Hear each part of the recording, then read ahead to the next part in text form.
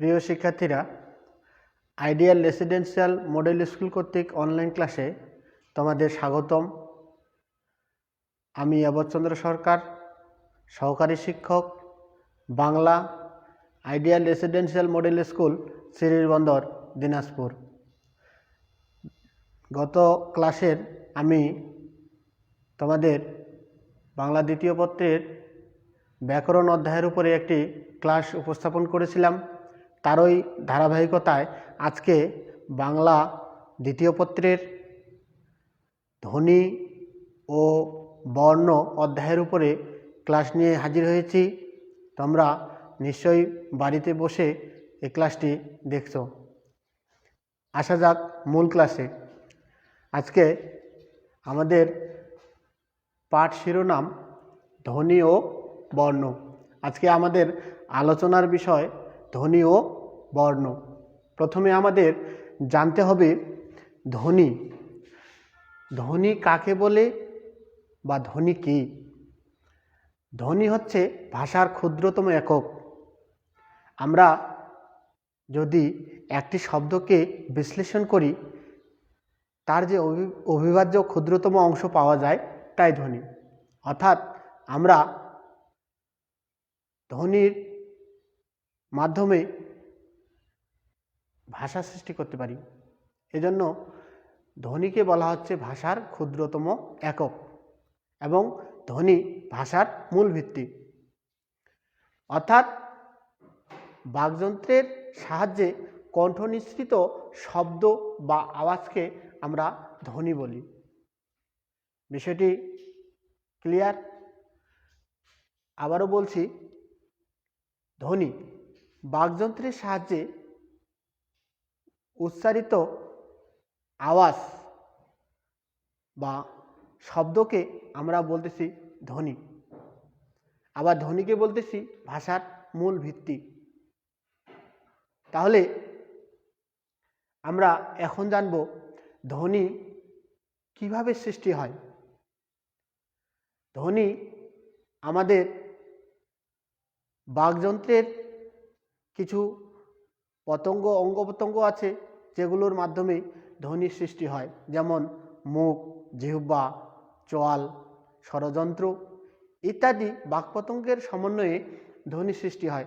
যদিও ফুসফুসকে বলা হয় ধ্বনি উৎপাদনের মূল কেন্দ্রবিন্দু, কিন্তু ধ্বনি উৎপাদনের ফুসফুস সহায়ক যন্ত্র হতে পারে, কিন্তু ফুসফুস ধ্বনি উৎপাদন করতে পারে না। অর্থাৎ ধ্বনি ফুসফুস থেকে উৎপন্ন হয় না।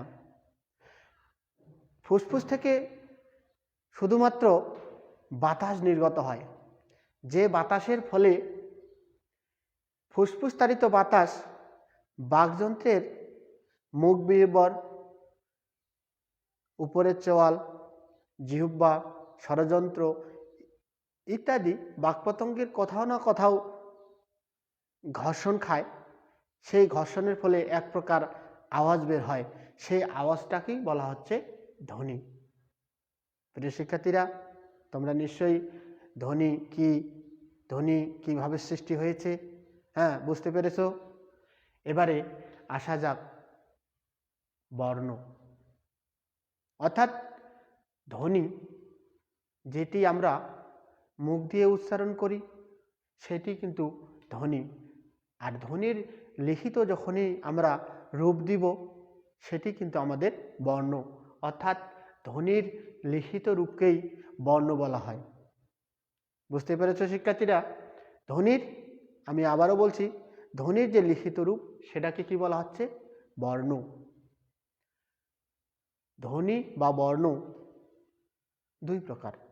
একটি হচ্ছে স্বরধ্বনি বা স্বরবর্ণ, আর একটি হচ্ছে ব্যঞ্জন ধ্বনি বা ব্যঞ্জন বর্ণ। অর্থাৎ স্বরধ্বনির যে লিখিত রূপ সেটাই হচ্ছে স্বরবর্ণ, ব্যঞ্জন ধ্বনির যে লিখিত রূপ সেটাই হচ্ছে ব্যঞ্জন বর্ণ। এবারে আসা যাক স্বরধ্বনি কাকে বলে বা স্বরধ্বনি কি। স্বরধ্বনি হচ্ছে যে ধ্বনি অন্য ধ্বনির সাহায্য ছাড়াই পূর্ণ ও স্পষ্ট রূপে উচ্চারিত হতে পারে, সেটাকে বলা হচ্ছে স্বরধ্বনি। ধ্বনি। আর স্বরধ্বনির লিখিত রূপই হচ্ছে স্বরবর্ণ। স্বরবর্ণ আমরা জানি 11টি। স্বরবর্ণ কয়টি? আমরা 11টি। আমরা জানি 11টি। স্বর ও, স্বর আ, হ্রস্বই, দীর্ঘই, হ্রস্বৌ, দীর্ঘৌ, রি, এ, ওই, অ, ও। স্বরধ্বনি 11টি বা স্বরবর্ণ 11টি। এবারে আসা যাক ব্যঞ্জনধ্বনি। ব্যঞ্জনধ্বনি যে ধ্বনি স্বরধ্বনির সাহায্য ছাড়া পূর্ণ এবং স্পষ্ট রূপে উচ্চারিত হতে পারে না, এক বা একাধিক স্বরধ্বনির সাহায্যের প্রয়োজন হয়, সেটাকে বলা হয় ব্যঞ্জন ধ্বনি। আর ব্যঞ্জন ধ্বনির লিখিত যে রূপ সেটাকে বলা হচ্ছে ব্যঞ্জন বর্ণ। আমরা জানি ব্যঞ্জন বর্ণ 39টি। তাহলে স্বরধ্বনি বা স্বরবর্ণ 11টি, ব্যঞ্জন বর্ণ 39টি, মোট বর্ণমালা 50টি। শিক্ষার্থীরা, আমরা জানতে পেরেছি যে বর্ণমালা 50টি। আমাদের আজকে স্বরবর্ণ বা স্বরধ্বনি, ব্যঞ্জন বর্ণ বা ব্যঞ্জন ধ্বনির মধ্যে আমরা আজকে আলোচনা করব স্বরধ্বনি বা স্বরবর্ণ নিয়ে। এখানে স্বরধ্বনির শ্রেণীবিভাগ ও উচ্চারণ বৈশিষ্ট্য নিয়ে আজকে আলোচনা করব। স্বরধ্বনির উচ্চারণের তারতম্য অনুযায়ী দুই ভাগে ভাগ করা হয়েছে। একটি হচ্ছে হ্রস্বস্বর, অপরটি হচ্ছে দীর্ঘস্বর। হ্রস্বস্বর যে ধ্বনি উচ্চারণে কম সময় লাগে সেটি হ্রস্বস্বর। হ্রস্ব অর্থাৎ কম। যেমন স্বর ও, হ্রস্বই, হ্রস্বৌ, রি, অর্থাৎ হ্রস্বস্বর 4টি। তাহলে আমরা এখানে একটি প্রশ্ন পেয়েছি বা প্রশ্ন তৈরি করতে পারবো যে হ্রস্বস্বর কয়টি। তাহলে উত্তর কি হবে? হ্রস্বস্বর হবে 4টি। এবারে দীর্ঘস্বর। তাহলে দীর্ঘস্বর, দীর্ঘ শব্দের অর্থ হচ্ছে বেশি। যে ধ্বনি, যে স্বরধ্বনিটি উচ্চারণে বেশি সময় লাগবে সেটিকে বলা হচ্ছে দীর্ঘস্বর।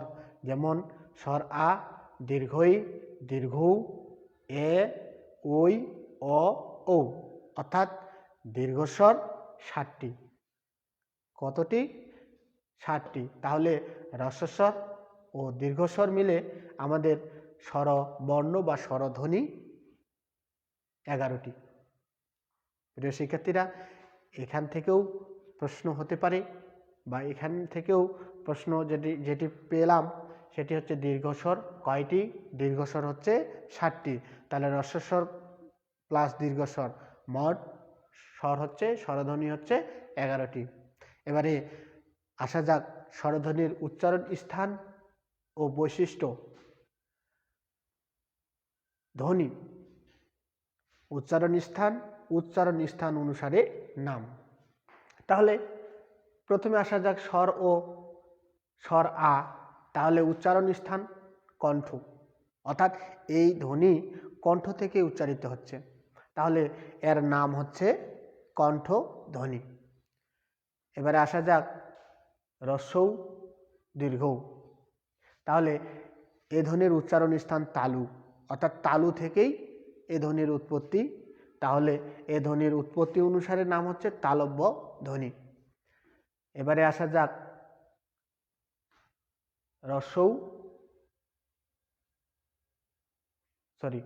আমি মনে হয় একটু ভুল করলাম। হ্রস্বই অবলিক দীর্ঘই, হ্রস্বই বা দীর্ঘই। তাহলে এর উচ্চারণ স্থান হচ্ছে তালু, যেটাকে বলা হচ্ছে তালব্য ধ্বনি। এরপরে আসা যাক হ্রস্বৌ বা দীর্ঘৌ, যেটাকে বলা হচ্ছে ঠোঁট বা অষ্ট, যেটাকে বলা হচ্ছে অষ্ট ধ্বনি। এরপরে রি, যেটাকে বলা হচ্ছে মূর্ধা, যে ধ্বনির উচ্চারণ স্থান মূর্ধা, অর্থাৎ মূর্ধন্য ধ্বনি। এ, ওই, যেটাকে বলা হচ্ছে কণ্ঠ বা তালু, কণ্ঠ ও তালু, অর্থাৎ এ ধ্বনির উচ্চারণ স্থান কণ্ঠ ও তালু। কণ্ঠ তালব্য ধ্বনি, উচ্চারণ স্থান অনুসারে নাম। ও ঔ, কণ্ঠ ও অষ্ঠ, কণ্ঠস্থ ধ্বনি, যে ধ্বনিকে উচ্চারণ স্থান অনুসারে নাম হচ্ছে কণ্ঠস্থ ধ্বনি। তাহলে আজকে আমরা স্বরধ্বনির উচ্চারণ স্থান ও বৈশিষ্ট্য, স্বরধ্বনির শ্রেণীবিভাগ, ধ্বনি, বর্ণ, হ্যাঁ, এগুলো নিয়ে আলোচনা করলাম। আমরা এখান থেকে, এই আলোচনা থেকে আমরা শিখতে পারলাম ধ্বনি কাকে বলে, ধ্বনি কী, ধ্বনি কীভাবে তৈরি হচ্ছে, ধ্বনির উৎপন্ন কিভাবে হচ্ছে, বর্ণ কাকে বলে, ধ্বনি বা বর্ণ কত প্রকার, শ্রেণীবিভাগ অনুযায়ী স্বরধ্বনির প্রকারভেদ, উচ্চারণ স্থান আমরা শিখলাম। তোমাদের বাড়িতে কাজ থাকবে, এখান থেকে তোমরা 15টি জ্ঞানমূলক প্রশ্ন তৈরি করবে এবং পরবর্তী দিনে তোমরা শ্রেণী শিক্ষকের মাধ্যমে পরবর্তী ক্লাসে জমা দেবে। এই প্রত্যাশায় আজকে এখানে ক্লাস শেষ করছি। পরবর্তী দিনে তোমাদের সাথে দেখা হবে এই প্রত্যাশায় আজকে এখানে শেষ করছি। ধন্যবাদ।